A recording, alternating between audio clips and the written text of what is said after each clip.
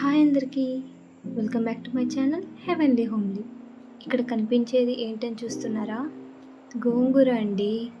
చూసారా? గోంగూర అంటేనే నోట్లోకి నీళ్ళు వచ్చేసాయి.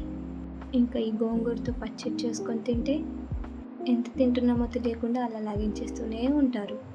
టేస్ట్ పరంగానే కాదండి, ఇందులో యాంటీ ఆక్సిడెంట్స్, న్యూట్రిషన్స్ పుష్కలంగా ఉంటాయి.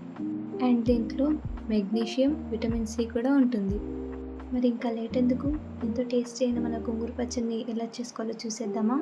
ముందుగా కడాయిలో ఒక 4 టేబుల్ స్పూన్స్ ఆయిల్ తీసుకొని, ఆయిల్ హీట్ అయ్యాక మిర్చీస్ అన్నీ వేసుకొని వేపుకోవాలి. ఇలా మిర్చీస్ వేగుతున్నప్పుడు దీంట్లోకి 5 నుండి 6 వరకు వెల్లుల్లి రెబ్బల్ని వేసుకోవాలి. ఇప్పుడు ఈ రెండింటిని మెల్లగా అటు ఇటు కదుపుతూ వేయించుకోవాలి.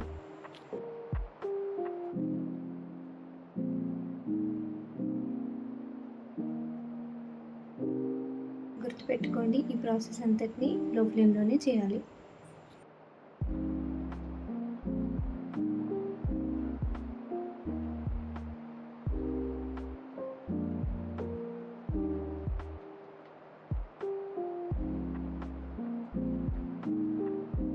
ఇలా మిరపకాయలు వేగాక ఇందులోకి మనం పక్కకు పెట్టుకున్న గోంగూర ఆకుల్ని వేసుకొని ఒకసారి కలుపుకోవాలి.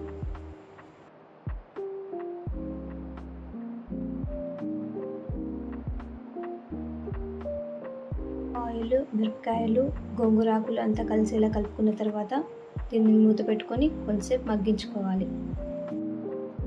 గోంగూరలోని నీరంతా ఎగిరిపోయే వరకు ఇలా మగ్గించుకోవాలి. చూసారా గోంగూర ఎలా దగ్గరకు వచ్చేసిందో? మొత్తాన్ని ఒకసారి కలుపుకోవాలి.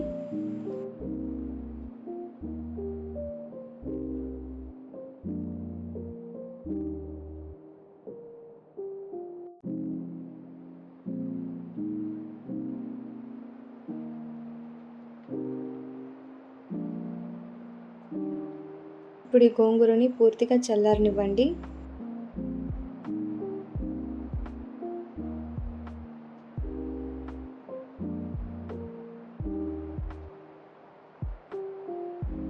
గోంగూర పూర్తిగా చల్లారాక దీన్ని మిక్స్ జార్లోకి ట్రాన్స్ఫర్ చేసుకోండి.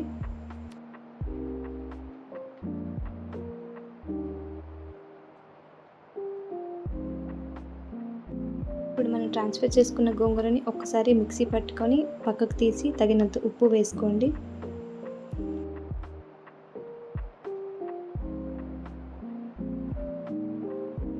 సాల్ట్ వేసిన తర్వాత ఇప్పుడు మొత్తాన్ని మెత్తగా గ్రైండ్ చేసుకోండి. ఇప్పుడు గోంగూర మగ్గించుకున్న ఆ కడాయిలోనే కొద్దిగా ఆయిల్ వేసి హీట్ చేయండి.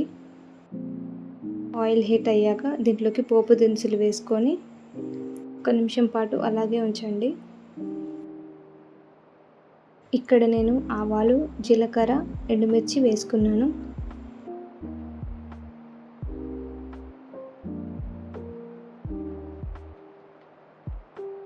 మొత్తాన్ని బాగా కలుపుకొని ఇప్పుడు దీంట్లోకి మనం గ్రైండ్ చేసి పెట్టుకున్న గోంగూర పచ్చడిని వేసుకోండి.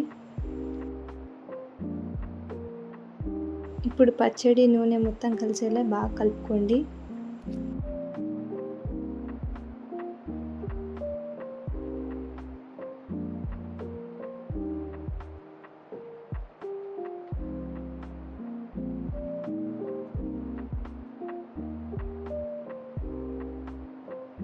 అంతేనండి, ఎంతో సింపుల్గా చేసుకునే గోంగూర పచ్చడి రెడీ అయిపోయింది. వేడివేడి అన్నంలో ఇది వేసుకొని తింటే ఎంత తింటున్నాం కూడా తెలియకుండా తినేస్తాం, అంత టేస్టీగా ఉంటుంది.